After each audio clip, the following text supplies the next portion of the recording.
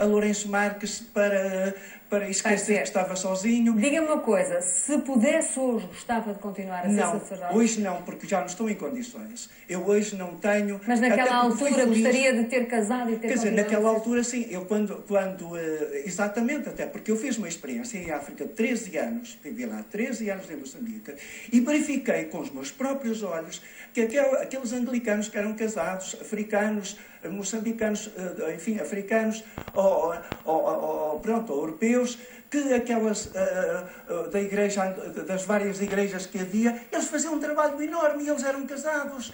E os padres, muitas vezes, que iam para lá, não é? Só se falava que eles tinham filhos, quer dizer, uma coisa... E, portanto, eu verifiquei, sobretudo na Matola, onde estive 7 anos, fui o fundador da paróquia Nossa Senhora do Amparo, no bairro da Matola, e eu verificava, lidei com toda a gente, casei uma prima de Samara Machel, lidei com a gente da Frelimo, com a Josina, pronto, com a família, fui à casa da Josina Machel. Como padre.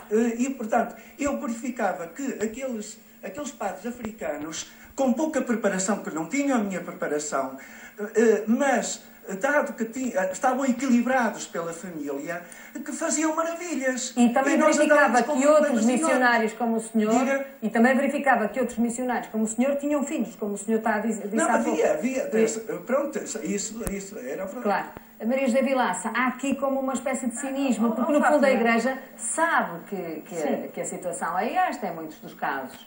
Aliás, o Papa recebeu agora uma carta de várias mulheres que se lhe dirigiram. Se calhar por aqui um ponto de ordem na questão. Quer dizer, a visão da sexualidade que a Igreja tem, a visão antropológica, como dizia aqui assim o meu companheiro do lado, é uma visão belíssima, positiva e enfim, indica-nos precisamente que a vocação de todas as pessoas é o dom de si próprias. E depois indica, aqui o Papa João Paulo II foi mestre a explicar isto tudo, indica 2 vias preferenciais, sacramentais, de canalização desse dom, de concretização desse dom. A via do matrimónio, é o meu caso, eu entreguei a minha vida a uma família, sou casada, tenho 3 filhos, tenho 2 aqui, e essa foi a via, e isso não me impede de entregar também a minha vida, juntamente com a minha família, a obras da Igreja, ao meu trabalho, enfim, a muitas coisas, não é? Não me impede. Às vezes a vida de casado também tem muitas complicações, como sabe. E isso não é razão para dizer, então agora vamos... Não sei fazer o quê, porque não sei. Mas porquê que é exigível, do seu ponto de vista? É uma pergunta que eu faço. Porquê que é exigível que ao sacerdote seja obrigatório que, na sua opinião, que não se casa? Da questão disciplinar. E havia realmente, enfim, quando isso foi estabelecido, penso que tinha a ver com as mulheres e os filhos dos padres andavam a querer arrebanhar os patrimónios da Igreja, não sei o quê, havia lá problemas desses. Mas para mim, enquanto leiga, para mim é fundamentalmente uma questão de sinal. Se quiser usar uma palavra cara, um sinal escatológico. É um sinal de que a minha vida não termina aqui. É uma pessoa, o padre e o consagrado, uma freira também, é uma pessoa que entregou a sua vida pela Igreja e a Cristo e, portanto, à Igreja. E isso, para mim, é um sinal de que a minha vida tem uma continuidade. Não termina aqui. E é fundamental para mim eu olhar para eles e poder dizer eu hei de ser assim quando morrer. Padre Anselmo Borges, isto pode ser exigido à Igreja, que acaba de dizer a Maria Eu compreendo perfeitamente esse discurso, que é legítimo. Pura e simplesmente acho que há aqui algo de falacioso. Onde é que está o falacioso da coisa? Diz-se, por um lado, que o celibato é um carisma. Um carisma é uma graça. E depois, a seguir, impõe-se como lei a graça e o carisma. Isso é, em última análise, no meu entender, contraditório. E a prova está em que, realmente, foi aqui assinado para que o celibato comece no século IV. Isso houve aqui no Concílio de Elvira uma pequena tentativa. Realmente, no primeiro milénio, não houve a lei de celibato.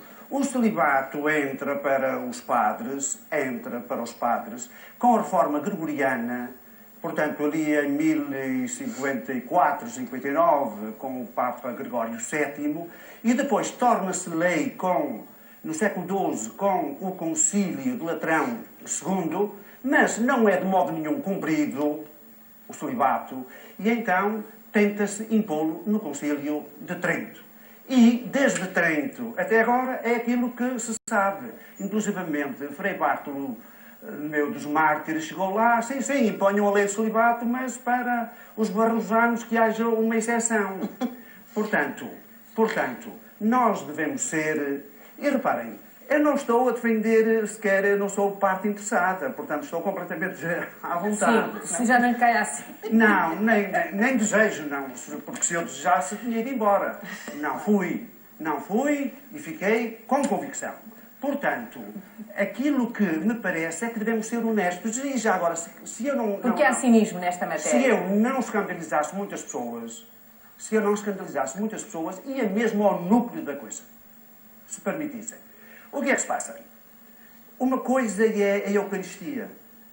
A Eucaristia enquanto o chamado ágape, que era uma refeição em memória de Jesus, lembrando a última ceia e os grandes banquetes que Jesus tinha com as pessoas. E no princípio, era isso que havia. Lembrava-se a memória de Jesus e quem presidia a Eucaristia, neste sentido, que era uma revolução. E era uma revolução porquê? Era uma revolução porque se algum senhor se tivesse convertido, sentava-se à mesa com os escravos. Isto foi uma revolução na história do mundo. Isso é que é a verdadeira Eucaristia. E, eventualmente, houve mulheres que presidiram a essas Eucaristias. Porquê? Porque, eventualmente, era alguém que tinha uma casa um pouco maior, um pouco melhor, e aí se presidia. Não é? Aí se celebrava. E, eventualmente, a mulher presidiu. Se isso foi possível no princípio, por que é que não há de ser possível noutros tempos? Depois, aquilo que aconteceu foi que os cristãos eram acusados de ateus. E eram acusados de ateus porquê? Porque não ofereciam sacrifícios à divindade. E então, evidentemente, a partir de algumas indicações de São Paulo, há uma interpretação da Eucaristia como sacrifício, e a partir daí há duas coisas tremendas para a Igreja. Primeira, se realmente Deus precisa do sacrifício do próprio Filho para aplacar a sua ira e estar reconciliado com a humanidade, então este não é o Deus de Jesus, em primeiro lugar. Isso é contraditório com a afirmação da revelação de Jesus que Deus é amor. Isso, bem, em primeiro lugar. Padre Vítor Pinto, cartas na mesa. A Igreja fez um inquérito social. Já lhe dou a palavra a todos. Depois as pessoas compreendem as coisas desta forma, porque elas responderam nesse inquérito que foi lançado nos vários países do mundo, e mais de 70%, creio eu, 75% respondeu coisas perfeitamente inacreditáveis. Não é? E no que diz respeito ao celibato dos padres, responderam que achavam que os padres deveriam ter a opção de casamento. E responderam, inclusivamente, coisas também inacreditáveis, ou seja, inacreditáveis à luz daquilo que é a disciplina da Igreja sobre a sexualidade humana. Deve ou não a Igreja retirar ilações desse inquérito agora? É claro que deve, porque senão não fazia este questionário de 38 perguntas. Portanto, quando de facto o Santo Padre Francisco pede à humanidade, é que ele não pediu só aos cristãos, ele pediu à humanidade que respondessem a essas 38 questões. Porquê? Porque queria fazer uma reflexão profunda da Igreja sobre a família. É lógico que isso tirará ilações para muitos campos. E de tal maneira isto é sério que tradicionalmente há na Igreja, de 3 em 3 anos, um sínodo sobre uma coisa importante. O próximo sínodo seria em 2015. E o Papa introduziu um sínodo extraordinário para começar a trabalhar as respostas através dos lineamentos. Os lineamentos são as grandes linhas de reflexão e depois o documento preparatório do sínodo, que é um sínodo extraordinário onde se vai partir pedra. Eu direi assim, eu não sou o padre sinodal, mas eu estou convencido que realmente haverá um tempo de partir pedra. Vão discutir muitas coisas. Dali resultará depois todo um trabalho a analisar e a aprofundar um ano depois. Portanto, isto é inovador na Igreja. Isto é um método diferente de trabalho. Isto é extremamente extraordinário. Sobre a sexualidade em particular, a Igreja tem tido uma visão estrita sobre a Não sexualidade. sei se tem. Eu penso que não se conhece o pensamento da Igreja. Mas a verdade é Número que, 37 a verdade é que da se calhar não Familiares esperava, se calhar a Igreja não esperava pelas respostas justamente nesse Número inquérito. 37 da Familiares Consórcio. O Papa João Paulo II faz uma mudança profunda na análise da sexualidade. É que normalmente quando se fala de sexualidade, fala-se de atividade sexual, ou genital, como diria de facto o Sr. Professor, e muito bem. Quer dizer, ora, o Papa declara que a sexualidade é um dinamismo. Número 37 da Familiares Consórcio. É um dinamismo que atinge a vida toda do homem, desde a concepção até à morte. Corpo, alma e sentimento. E leva o ser humano à doação total de si num projeto de vida. Porque introduz Mas a esta Igreja, palavra? temos de trocar isto por Não, palavras é que isso as que eu pessoas estou- compreendam. é isso que eu estou- A Igreja. Ela É está isso que eu a estou a rir. tentar traduzir. A Igreja não aceita só a prática do ato sexual depois do casamento?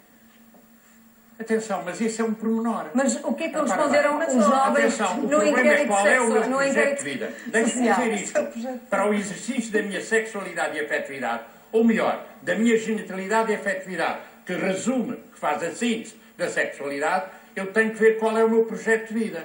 E depois, consoante o meu projeto de vida, assim eu sou educado para entrar num processo de Vamos lá ver. atividade Os jovens sexual. católicos responderam que cerca também de 70% têm relações sexuais antes do casamento. Como é que a Igreja vai lidar com este facto? Vai refletir sobre isso e ver exatamente como é que pode ajudar os mais jovens a terem uma vida que lhes permita, efetivamente, quando começam a sua atividade sexual, a tenham com projeto. E não, deixe-me usar uma palavra que nós usamos muitas vezes quando trabalhamos este tema. Na sociedade atual há muito sexo anárquico, sem projeto. Isto não pode acontecer. As pessoas têm que saber qual é o valor que têm, quais são as consequências da utilização desse valor e depois orientar esse valor para o projeto que tenham. Repare, no fundo aqui põe-se o problema do sacerdócio. Quer dizer, a certa altura, eu durante um processo de educação, efetivamente, eu vi o que é que eu quero da minha vida. Como é que eu vou utilizar a minha afetividade, a minha genitalidade, nesse projeto de vida. Muito bem. E foi isso que me orientou. Deixe-me ir aqui direto aqui a um casal que eu tenho na minha frente, que é a Bárbara e o João Rodner. E a pergunta também é muito concreta. Que importância tem agora, e teve desde o início, a atividade sexual na vossa relação matrimonial ou de casamento? Ou de relação, seja do que for? Não sei se são casados. Somos casados, sim, há 9 anos. Temos 4 filhos.